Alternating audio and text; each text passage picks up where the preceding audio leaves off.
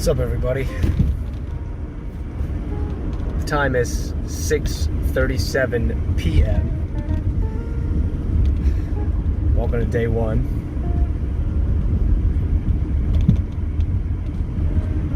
So let me explain what went wrong. So I got up this morning and went to the gym, did ab and leg day, got back home and took a shower, had my protein shake, and I was like, all right, let's do some Instacart. And I saw that my iron and my ironing board came in today that I ordered. And I was like, oh, great. I can iron out my clothes for the headshots that I'm going to do next week. So I took some of the clothes, I ironed them out. There's still some other clothes I need to iron out too, but from there, I sat down on my computer, did some research instead of going out to do Instacart, and I wrote what I thought was a pretty funny short scene, and then I found another scene that I thought was good for me. So it wasn't not productive, but while I was doing the research, I started to feel tired, exhausted from the week, you know?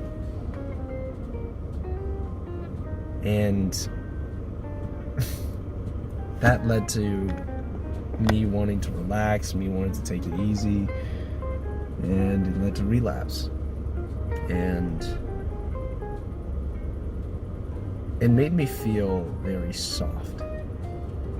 Like, I felt like I'm a soft person. Like, I can't handle, it hasn't been a full week yet. I can't handle a full week of work, of this new changed life where I'm going to work. I mean, it makes sense because prior to that, I was playing video games for a long period of time. I was watching pornography and you know, all of that stuff, like, almost every night. And it's made me soft. Like, the stress from work, the stress from, you know, constantly improving my body, like, don't get me wrong, that feels great. It feels like I'm going towards, like, where I want to be going towards. But at the same time, I don't know. I want to be able to handle more stress. And because I wasn't able to handle more stress, I turned pornography to get that quick dopamine hit. And I got it, and now I'm full of regret. And it makes me feel soft, like I can't handle a ton of stress. And that kind of angers me, because I've made this change only to realize that, I mean, I'm not as soft as I was before, sure, but there's still a lot of room for improvement. It angers me, but it also gives me a lot of hope. It's like, great, I still have a lot of room to improve. It angers me because I wish I was there already. But I know that this is a process. This whole thing is a process. So I'm going to keep my head up. I'm going to keep doing what I'm doing, and I'm going to steel myself and be a bit more steadfast with how I am, because I want this to be unacceptable. I want looking at pornography and relapsing to be unacceptable to me. So, yeah. I want to be able to take on more stress in my life. That's what I want. So I'm going to keep going. Minor setback. I learned a lot from it. Time to keep going. You know? I'm headed to the show that I'm in right now. hopefully,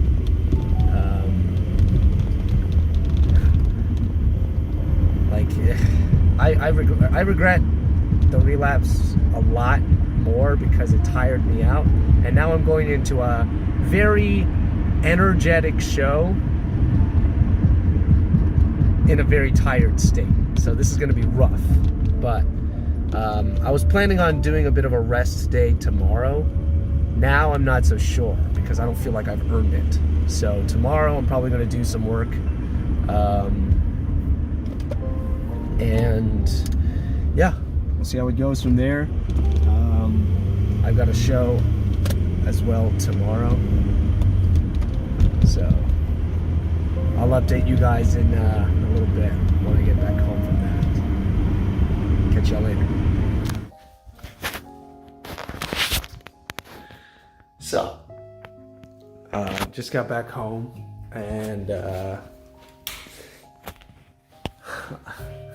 just got back from the bar and had one drink and, you know, relaxed with some of my castmates and you know, had a good time. And I realized, you know, after a relapse, normally I feel unconfident, I feel tired, unfocused, I'm very introverted. And I wasn't those things tonight. Well, I was unfocused for the beginning of the show. And as time went on, I kind of just shook that off. And I was still confident, still holding my chest up, still, you know, living the lifestyle of a changed man. And I had it like, it was refreshing to be able to, even though I relapsed, still be able to be myself, still be able to be this confident guy. And this, you know, it was nice. And I was still able to keep eye contact with people, still able to engage in conversation. Normally after a relapse, I would be extremely shy, not confident, not wanting to do that. So this whole lifestyle change has been so great because I feel way more confident with everybody. Around people, I'm way more confident. And that's awesome. So despite the setback, you know, I'm still on my journey to becoming a man. And, you know, I made, you know, these people that I know, I can feel like these are good connections to make for my career. So, you know, it's awesome. It really is awesome. So just even after a relapse, ending my night on a high note feels great, you know? And I'm very grateful. Despite the relapse, despite everything that happened today, I'm really grateful that I made the change that I've made. It feels good to be able to wake up to everything. Like this is my life now. I left people behind, I've left old lifestyles behind, I've left old hobbies behind, but what I've gained, I want this for like my foreseeable future. I want this because now I can feel myself finally progressing in life. So I'm going to get to my computer and I'm going to answer your questions. So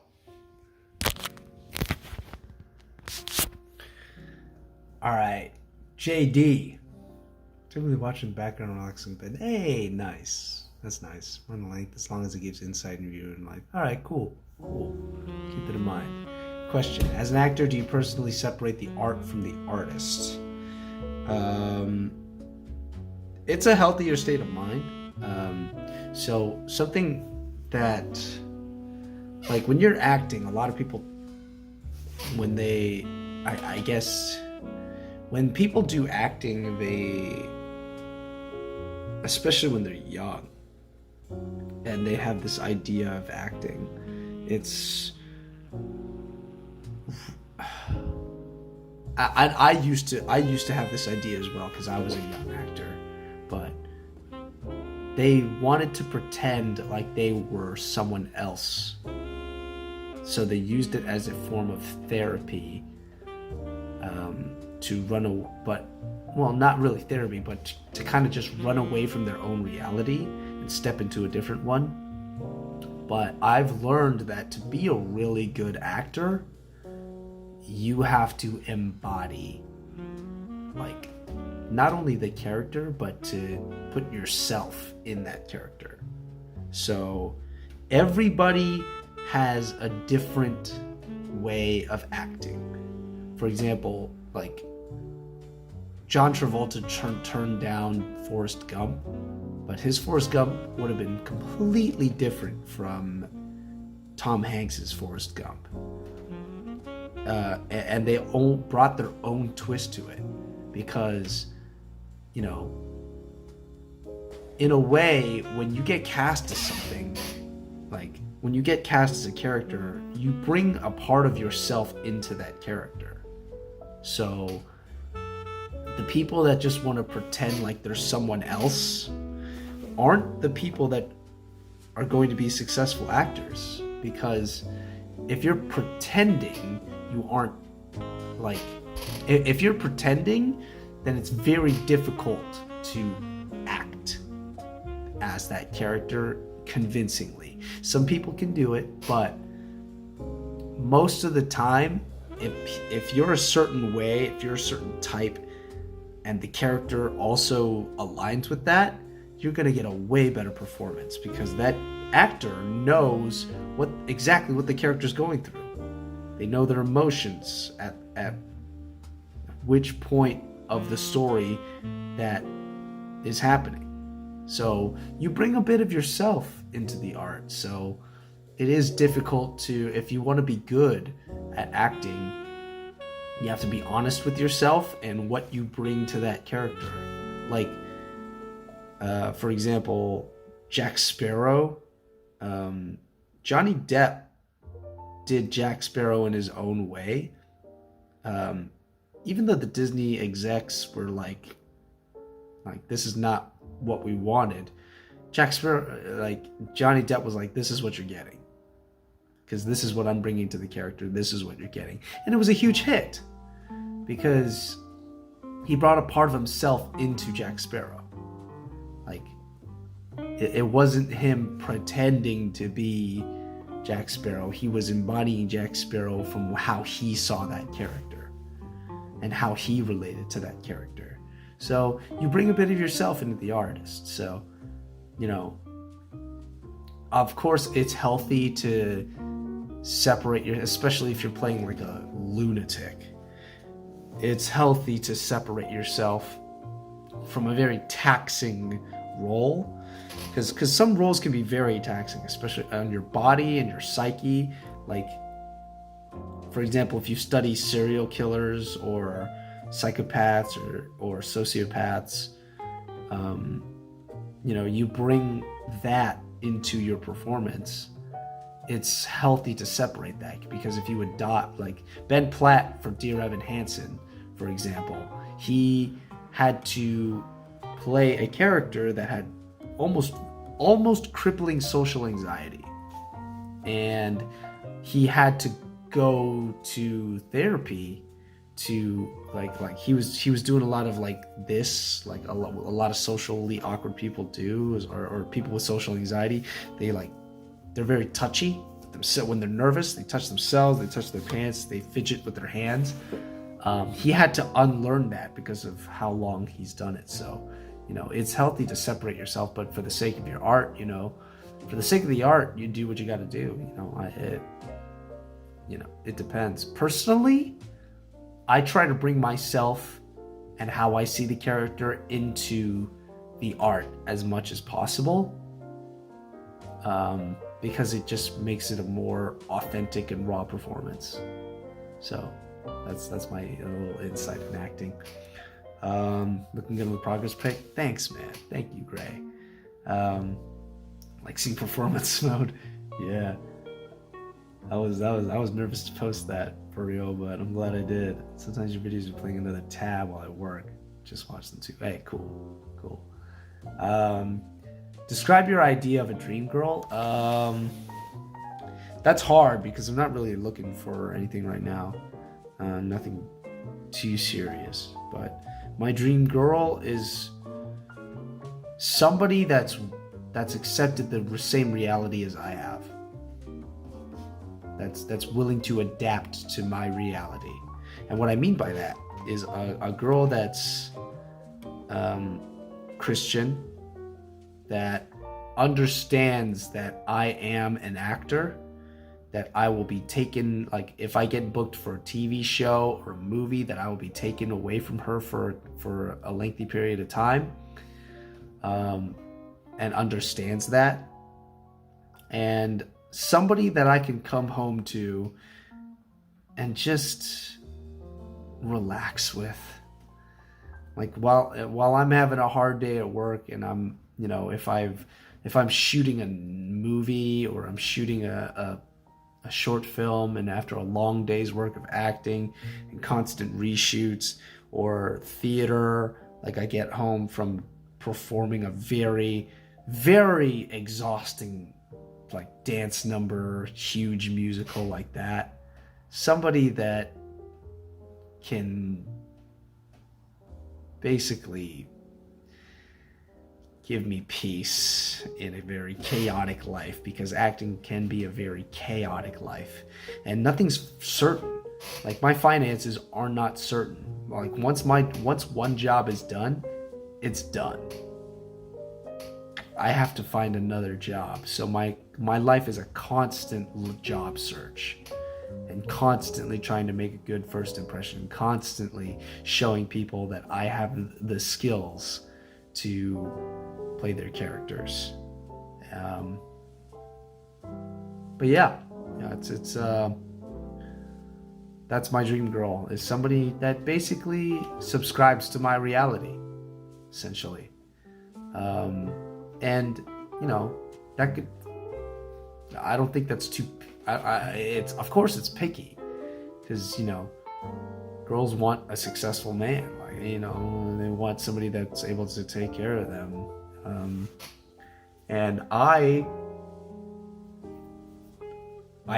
never know. It's up and down. It really is. I'm going to work hard at it. I'm going to work hard in my career, but acting is a very, very difficult path to walk. I wouldn't wish this on anyone. If I had a son or a daughter, I would say don't go into acting. I highly do not recommend it. Like, it is a difficult path to walk. I don't recommend this to anyone. I don't recommend the path of acting to anyone. It is hyper competitive.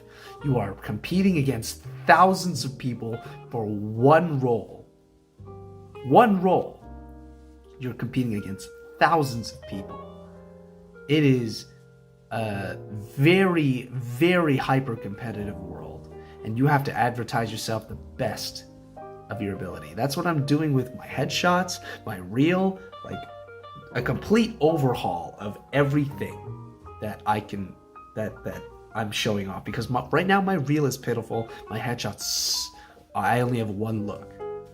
So, the more I can help like casting directors and all that feel at ease about hiring me, the better. Because the last thing you want to do is make the casting director nervous about hiring you. So I want to have better looks. I want to have a more confident acting reel. And then during the auditions, I'll do my thing. Make it basically like, auditions shouldn't be like, they're nervous too.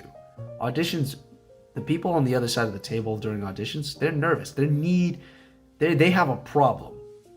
And the actor is the solution. I'm the solution to their problem, and I need to show them I'm the solution to their problem. So I have all the power. They have the power of casting me, but I have the power of being their solution. So when I look at it like that, that's why I can make a good impression during interviews, during auditions, when I first meet a person. It's because I was trained to realize that I am the solution to their problem, that I'm way more confident during these like first impression moments, like interviews, auditions, all of that. But yeah, I don't know how I got on this topic, but anyway, my dream girl is somebody that can subscribe to my reality. Yeah, I don't know if there's a lot of girls out there like that, because nowadays, I don't know. Girls are very... I noticed that a majority of girls, not all of them, but a majority of girls are very overconfident. It's nothing wrong. There's nothing wrong with confidence, but overconfidence is like yikes. But yeah.